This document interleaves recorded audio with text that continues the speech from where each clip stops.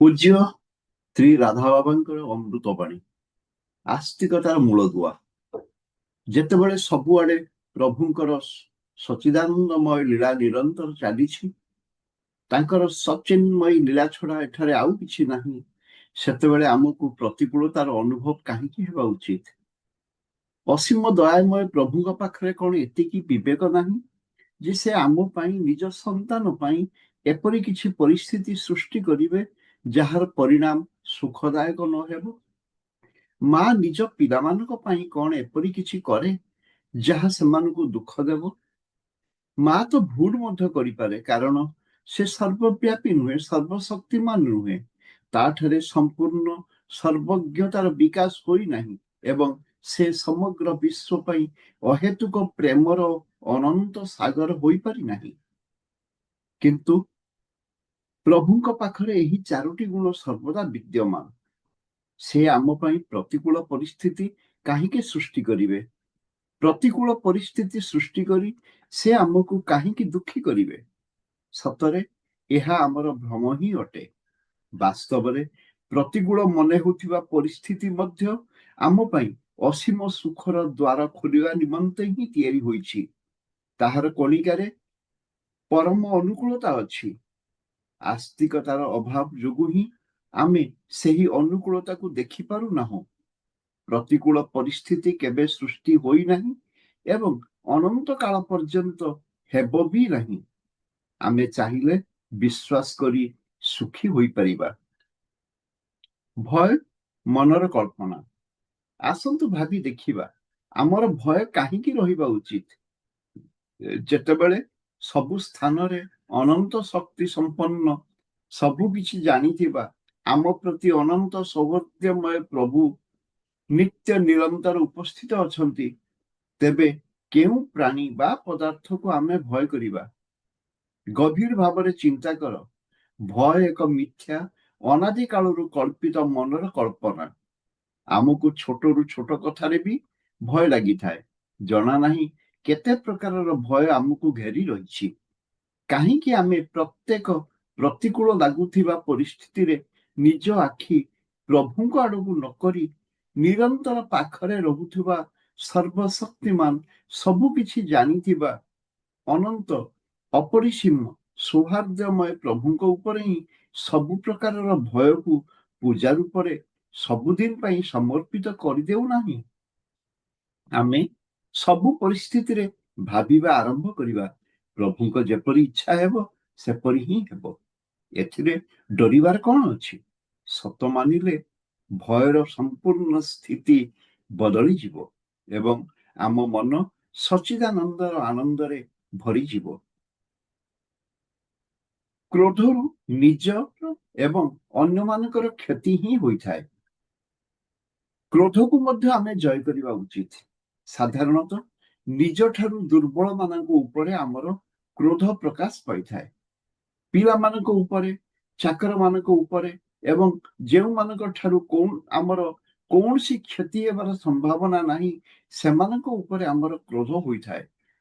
କିନ୍ତୁ ଯାହାଙ୍କ କାରଣରୁ କ୍ରୋଧ ପ୍ରକାଶ ପାଇଥାଏ, ତାଙ୍କର ସେହି ଦୋଷ ତ ଦୂର ହୁଏ ନାହିଁ। ଓଲଟା ସେହି ଖରାପ ଗୁଣ ଦବିଯାଇ ଅନ୍ତର୍ଚେତନାକୁ ଫେରିଯାଇ ଆହୁରି ଗଭୀର ବା ଦୃଢ ହୋଇଯାଏ। ତେଣୁ କ୍ରୋଧ ନିଜର ଏବଂ ଅନ୍ୟମାନଙ୍କର ଅକଲ୍ୟାଣର କାରଣ ହୁଏ। ଭାବନ୍ତୁ ତ, ଆମେ କଣ ସମସ୍ତଙ୍କ ମଙ୍ଗଳର ଠିକା ନେଇଛୁ? ଆମର କ୍ରୋଧ କରିବା ଯୋଗୁଁ କଣ କାହାର ମଙ୍ଗଳ ହୋଇଯିବ? ତାଙ୍କର ଦୋଷ ଦୂର ହୋଇଯିବ? ଏହା ଏକ ଭ୍ରମ ଯେ ଗାଳି ଗୁଲଜ କରି ଆମେ କାହାକୁ ସୁଧାରି ଦେଇପାରିବା। ଆମେ ଏହା ମଧ୍ୟ ବୁଝିପାରୁନା ଯେ ଆମର କ୍ରୋଧ କରିବା ଦ୍ୱାରା ପିଲାମାନଙ୍କର କିମ୍ବା ଚାକର ମାନଙ୍କର ସୁଧାର ତ ହୁଏ ନାହିଁ।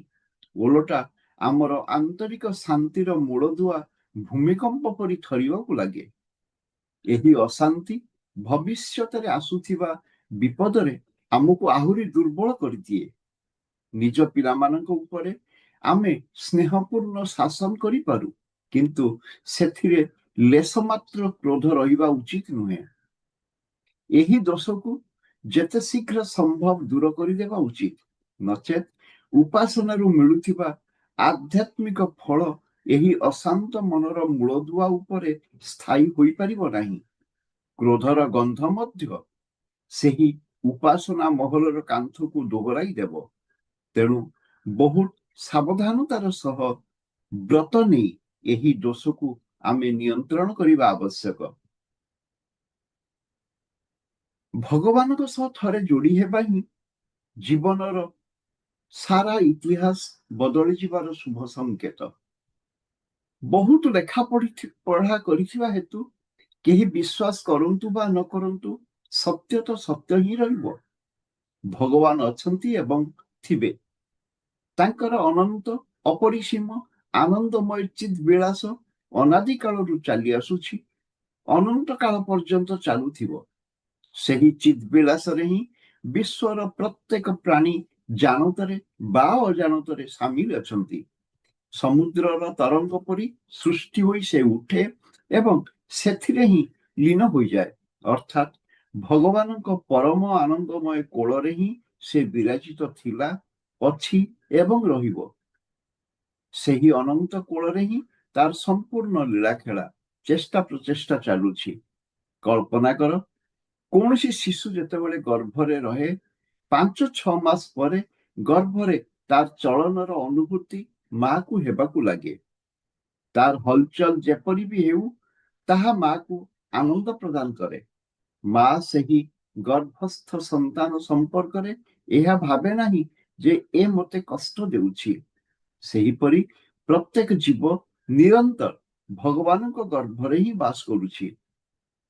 ଭଗବାନଙ୍କ ସଂକଳ୍ପରେ ତାର ସମସ୍ତ କାର୍ଯ୍ୟ ହେଉଛି ଏବଂ ସେହି ପ୍ରାଣୀର ଅଜାଣତରେ ହିଁ ଭଗବାନଙ୍କ ଚିତ୍ ବିଳାସର ପ୍ରବାହ ବଡ଼ ସୁବ୍ୟବସ୍ଥିତ ଢଙ୍ଗରେ ନିରନ୍ତର ଚାଲିଛି ଏବଂ ଅନନ୍ତ କାଳ ପର୍ଯ୍ୟନ୍ତ ଚାଲିଥିବ।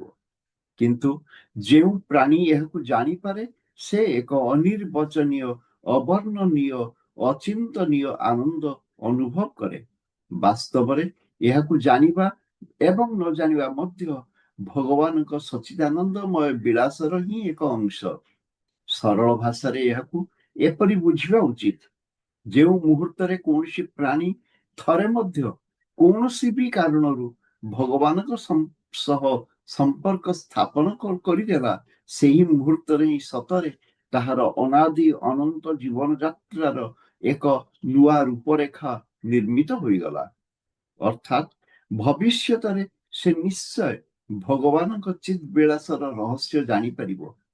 ଭଗବାନଙ୍କ କୋଳରେ ସଦା ବିରାଜିତ ରହି ତାଙ୍କର ଦିବ୍ୟ ବିଳାସକୁ ନିତ୍ୟ ନିରନ୍ତର ଅନୁଭବ କରି ପରମାନନ୍ଦରେ ନିମଗ୍ନ ରହିବ।